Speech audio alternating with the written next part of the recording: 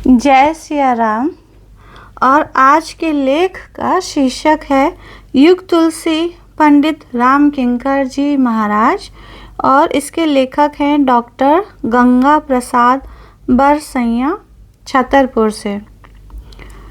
पंडित राम किंकर जी को युग तुलसी कहा जाता है। किसी व्यक्ति के साथ जब कोई विशेषण जुड़ता है तो उसके पीछे व्यक्ति के द्वारा अर्जित विशिष्टताएं और समाज द्वारा स्वीकृत मान्यताएं ही होती हैं। गांधी जी के साथ जुड़ा महात्मा और राष्ट्रपिता, डॉक्टर राजेंद्र प्रसाद के साथ जुड़ा देश रत्न, सुभाष चंद्र बोस के साथ जुड़ा नेताजी, चित्तरंजन दास के साथ जुड़ा देश बंधु, एंड्रूज के साथ जुड़ा दीन बंधु आदि इसी प्रकार के विशेषण हैं। राम किंकर जी के साथ जुड़ा युग तुलसी भी उनकी विशिष्टताओं को सार्थक करता है। तुलसी के मुख से पैदा होते ही राम शब्द उच्चारित हुआ, ऐसा कहा जाता है। इसलिए वे राम बोला भी कहे जाते हैं।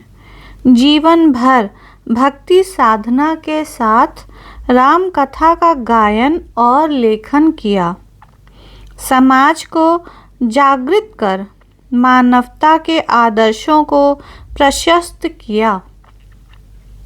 उद्देश्य था कि समाज का हर प्राणी सुख शांति का पावन जीवन जी सके। राम राज्य की उनकी कल्पना आज भी सारे विश्व के लिए आदर्श है।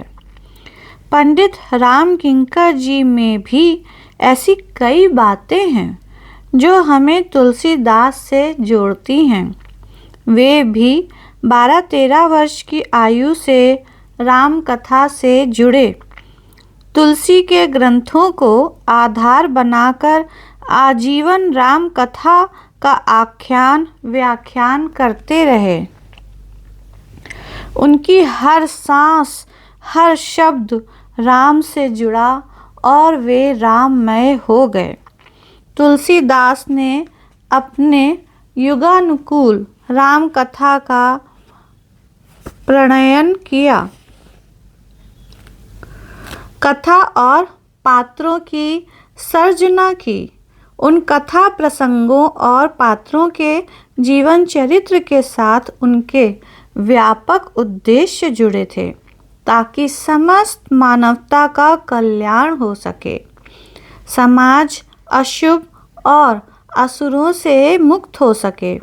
तत्कालीन समाज को सांस्कृतिक संकट से उबारने और देशवासियों के स्वाभिमान को जगाने व मानवता की ओर प्रेरित करने में तुलसी की रचनात्मक भूमिका अत्यंत महत्वपूर्ण है।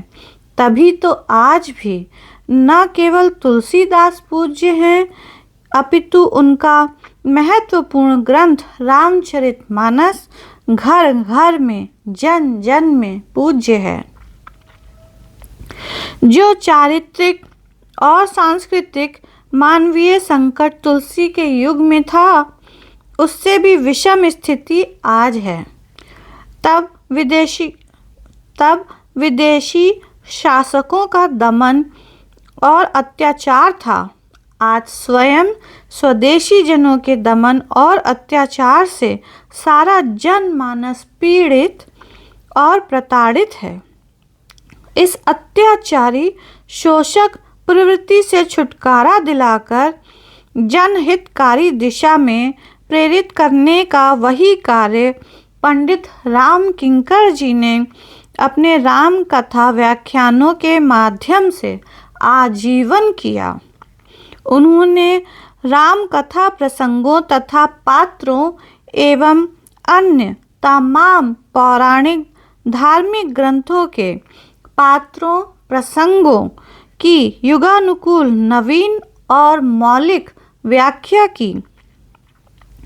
ऐसी व्याख्या जो आज भी उतनी ही प्रासंगिक और उपादेय लगती है। पुरुष पात्र हों या नारी पात्र, सुर पात्र हों या असुर पात्र, सभी में वे ऐसे तत्व देखते और रेखांकित करते थे जो हर मनुष्य में होते हैं। उन सुखद दुखद मन प्रवृत्तियों तथा विकारों से व्यक्ति किस प्रकार व्यवहार करे, किस प्रकार जुड़े या बचे, उनके निहितार्थ भावों को किस प्रकार समझ ग्रहण कर अपने को निर्मल और उपयोगी बनाए, देश और समाज के बीच उसकी कैसी भूमिका हो, मानवता के आदर्श मूल्यों को जीवन में कैसे ग्रहण किया जाए, कर्मों आचरणों के क्या शुभाशुभ परिणाम होते हैं आदि का सहज और व्यवहारिक आख्यान तथा उद्घाटन महाराज श्री के व्याख्यानों में बराबर मिलता है। तुलसीदास ने लिखा और राम किंकर जी ने युगानुकूल सतर्क सटीक व्याख्या की। जो कार्य उस युग में तुलसीदास ने किया, वही कार्य महाराज श्री ने इस युग में किया। ऐसा लगता था जैसे स्वयं तुलसीदास अपनी रचनाओं की व्याख्या कर रहे हों। स्वयं राम किंकर जी कहते थे कि वे तो माध्यम हैं, बोलने कहने और व्याख्या करने वाला कोई और है। अपनी काव्य कृति राम गुण गाऊं में स्वयं महाराज श्री जो लिखते हैं, उस कविता को यहाँ उद्धृत करना प्रासंगिक होगा। विनत श्रद्धा से भरे स्वर में कहा कुछ ने, स्वयं तुलसीदास ने ही ले लिया अवतार। मौन मैं सुनता रहा, कुछ कह उठे मन में, नहीं तुलसी दंभ है साकार। मौन रहकर दे रहा स्वीकृति कि मैं तुलसी, क्या करेगा भक्ति भाव प्रसार, किंतु मेरे प्राण क्या परिचय इन्हें मैं दूं, क्या कहूँ क्षुद्र हूँ तुलसी नहीं मैं हूँ। बोल तुलसी के स्वरों में बोलता है कौन, और मानस की सुधा को घोलता है कौन। दंभ भी साकार हूँ कैसे नकारूं मैं, हर समय जब छल भरा आचार करता हूँ तुम्हारे नाट्य का बस एक अभिनेता, तू सिखाता जो वही व्यवहार करता हूँ। युग युगों से चल रहा हूँ एक इंगित पर, नाट्यशाला से तुम्हारी प्यार करता हूँ। इसी से प्रभावित होकर जनमानस ने उन्हें युग तुलसी के विशेषण से अलंकृत किया, जिसके वे पूर्णता पात्र थे।